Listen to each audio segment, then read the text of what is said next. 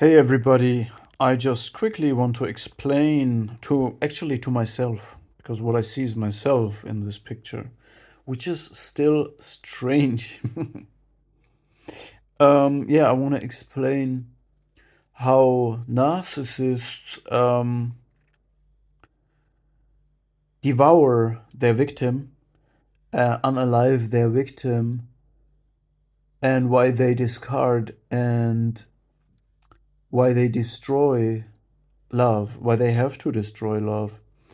Um, You need to understand that the narcissist lives in a fantasy bubble and they will immerse you in the fantasy bubble. By the way, a narcissistic psychopath can do the same thing, except the psychopath can potentially exit the bubble of fantasy. The psychopath is intentionally evil, or let's say,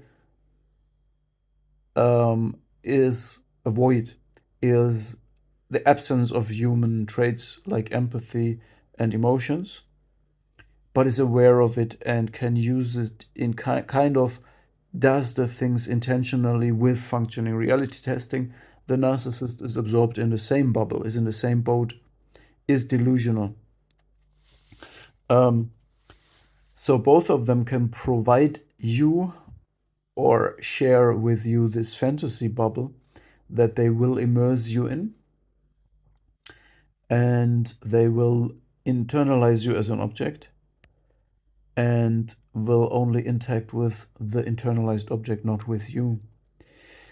Um, and it will be frustrating for them when you are not aligned with the internalized object, which is dead. The internalized object is dead. Is a frozen dead image that is first idealized, and the narcissist has full own or owns it. It's not. It has nothing to do with you. It's a possession of the narcissist, and they idealize it. Later, they want to devalue it, but the first thing that they do is they idealize it, and you will also fall in love with the image of yourself in the narcissist's gaze, or you are tempted to like the way, yet you might feel that it is shallow and wrong. It's not your authentic self. However, they exclusively interact with this internalized object within the fantasy, so it has nothing to do with you or with reality. And imagine it this way: the narcissist wants you all for themselves, they don't share. There is nobody to share, there's only the narcissist, right? And therefore, they have to isolate you from the gaze of others. They do this by undermining and isolating you from all meaningful relations and your support network by infiltrating these people, these circles, by creating a narration about you and manipulating all relationships that are meaningful for you, as well as at the same time reward behavior that makes you isolated and all only in the hands of the narcissist, reward negative behavior, and they will punish behavior that opens you up more for the world, lets more people see you, let you thrive, and they will reward behavior that unalives you. This over time makes you sink in a swamp of the narcissist's fantasy, and at the end of this process, you will be isolated from everyone that is meaningful to you, and nobody will see you anymore. Therefore, you cease to exist. Your truth doesn't matter. Your existence doesn't matter because nobody sees you except of the narcissist. And now the narcissist has you the way he wants you. It's like a hunter that does not want living animals, but dead animals, replications of animals. without life in it. That's how they want you, as a mummified being. And the narcissist, when you look at the biography of the narcissist, has many of these mummified personalities in their past. Some of them have become codependents that the narcissist can use like objects. The narcissist can call them on the phone or make contact to them as if they were their own, as if they own them, like slaves, like zombies, like on and off. I need you, no, I need you, and not in a way like, it's not a mutual consent or it's not an authentic relationship. It's the narcissist uses a zombie that he created. Um, so this is the goal of the narcissist: is when you're a healthy person that enters the relationship with the narcissist, you're in the fantasy bubble, but you have many connections to meaningful people around you, to everything, to yourself and others, because yourself manifests in the gaze of others. It's your identity. And then the narcissist strategically, slowly over time, isolates you from all of this. And this means you cease to exist, as if you are in a deprivation tank. And this is the reason why we end up, when we exit the narcissistic abuse, we end up alone and isolated from support networks. And nobody's interested or nobody's listening to what we say, because the game was rigged. The game was rigged.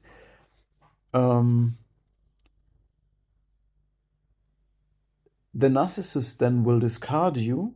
This is the discard, or you leave the narcissist, and then the narcissist will start to devalue that idealized picture that they had of you.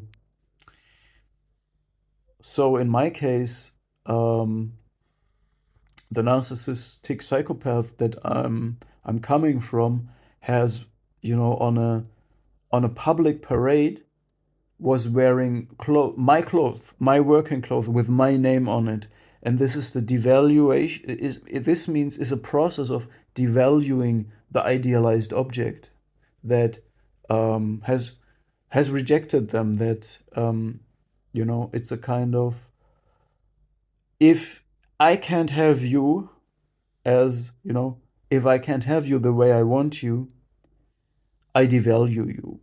It's like they fear the love that you give them. They fear intimacy, because intimacy would mean you confront them with what they are, and they are afraid of what they are. They can't take criticism. They can't take it. And you also have boundaries. And a relationship with a narcissist is a take and take from the narcissist, and a give and give from you. And if you at some point wake up and say, okay, there's something wrong here, okay, it should be a give and take. I've seen it, my friend, with other people. They give and take, but you only take, and there's something wrong here. The narcissist cannot accept this. This is truth. This is reality. This means boundaries, and therefore you have to be isolated from everybody, because nobody else is allowed to have you. So when you have other friendships, if you have alternatives, the narcissist will speak to all of them and isolate you from them as well. Poison this. They will poison this. They are obsessed, selfish. They are psychopath. That's what a psychopath is. That's the definition of a psychopath. A narcissistic psychopath. And they do this to unalive you, so that you are an object that is mummified, a zombie, a dead zombie that still walks, and that will fulfill a certain purpose for the narcissist. All right? So when you're unalive and you have nobody else, you are dependent of the narcissist and the zombie. All right? Yeah.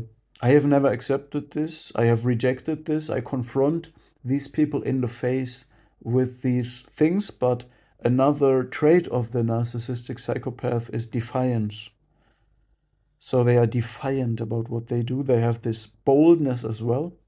They are acting, even if it's ridiculous and completely counterfactual, they have the boldness to still do it. They have no moral core. They have no shame, no guilt, no anxiety at all. Yeah. Um,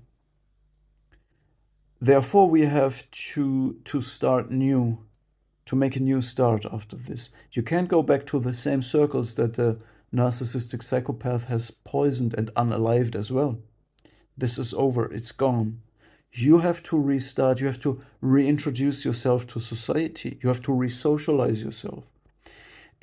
I saw the parallel between something that is called in German Schlaganfall, which is a brain disease. It has to do with aneurysmas. I don't know the English term for this.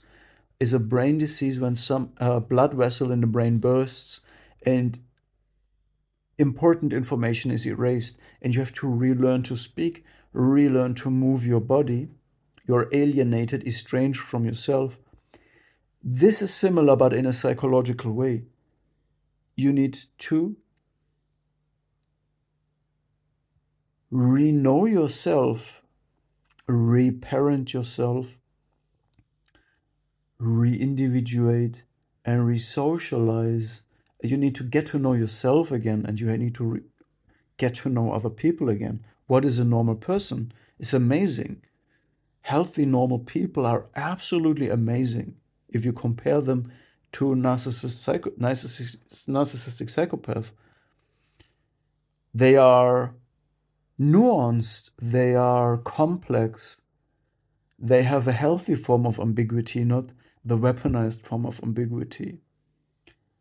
They have many layers, not many facades and many faces, but many layers. They have depth. They don't care. They don't care for what they do in a sense of acting or trying to create an impression. They just authentically do what they want to do and don't really care for the, it's so we have to study what healthy people are, because we have been isolated inside this bubble of a of a of an of an imitation of a human being, of a facade, of someone who coercively controls us. And we have to learn everything new. That being said, I just wanted to get this out and explain it to myself. Maybe there was someone else out there who was also interested in this content. Thank you very much. See you in the next video.